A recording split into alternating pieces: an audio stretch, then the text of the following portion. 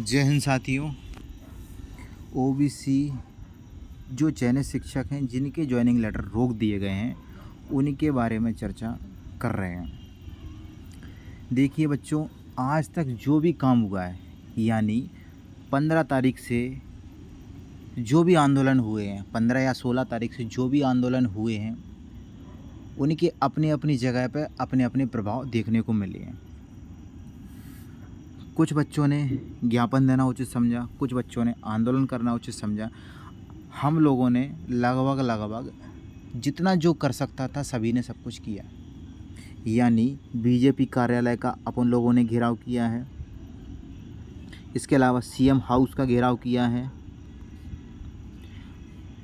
इसके अलावा डीपीआई के सामने लगभग 4 से 5 बार एक व्यापक रूप में आंदोलन भी किया है। डीपीआई के सामने किया है, सीएम हाउस के सामने किया हुआ है और बीजेपी कार्यालय के सामने हुआ है, जिसमें कुछ बच्चों के खिलाफ एफआईआर भी हुई थी। इसका परिणाम क्या निकला? इसका परिणाम ये निकला था उस टाइम पे कि अपना जो मुद्दा था वो मीडिया के सामने आ गया था। किसके सामने आ गया था? ये मीडिया के सामने आ गया था। मीडिया ने भी अपनी बात एक जोर शोर से उस टाइम पे रखी थी। इसके बाद फिर क्या हुआ, बच्चे जो है थोड़े से क्या है कुछ अनसुनी के कारण 2 भागों में बट गए।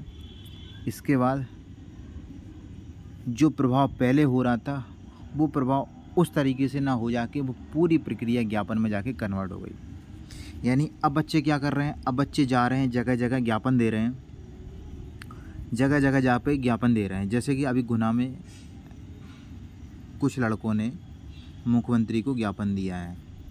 इसके अलावा कुछ बच्चों ने नरेंद्र सिंह तोमर को भी अभी हाल में ही ज्ञापन दिया है।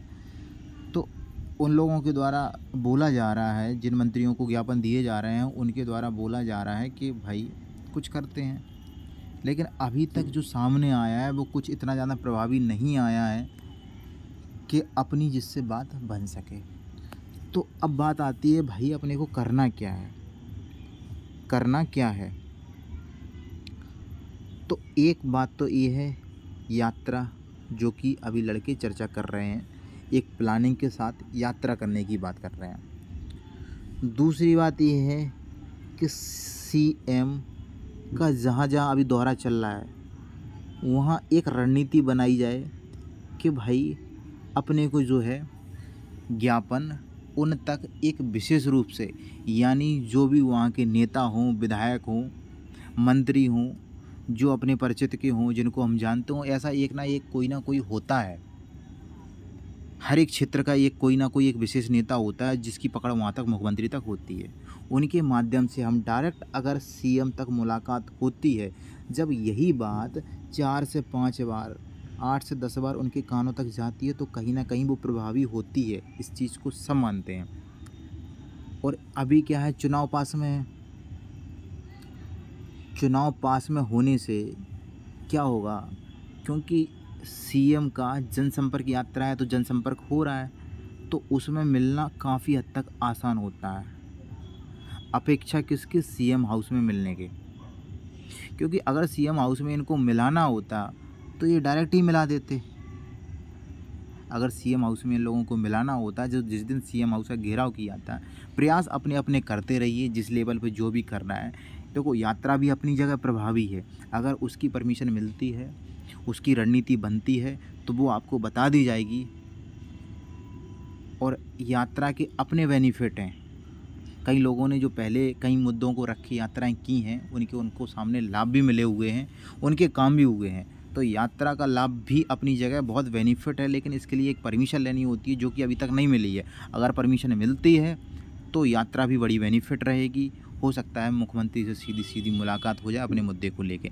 लेकिन ये सारी चीज़ें अपने को करनी कब तक है? आचार संहिता लगने से पहले करनी है, क्योंकि फिर सरकार के हाथ में कुछ भी नहीं होगा। बस सिर्फ क्या है, हाथ मलते अपन लोग रह जाएंगे। फिर अपन को देखना पड़ेगा किसकी सरकार आती है, क्या होता है क्या नहीं होता है, किसी को कुछ भी पता नहीं है। तो भाई हमारा सभी लोगों से यही रिक्वेस्ट है, जो अपने लेवल पे जो कुछ कर सकता है वो करते रहिए।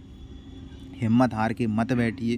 कुछ लोगों ने क्या है कि जिन लोगों के अभी क्या है ओबीसी वालों के जो ग्रुप बने हुए थे उन लोगों ने उसमें क्या एक्टिविटी दिखाना उतना कम कर दिया।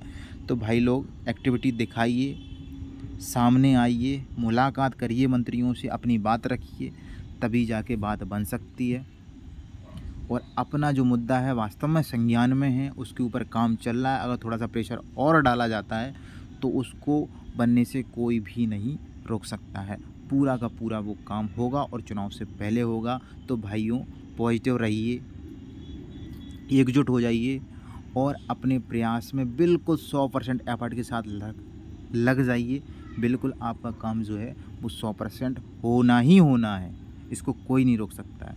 बस ये है कि आपको अपना संघर्ष करना पड़ेगा। जय हिंद साथियों।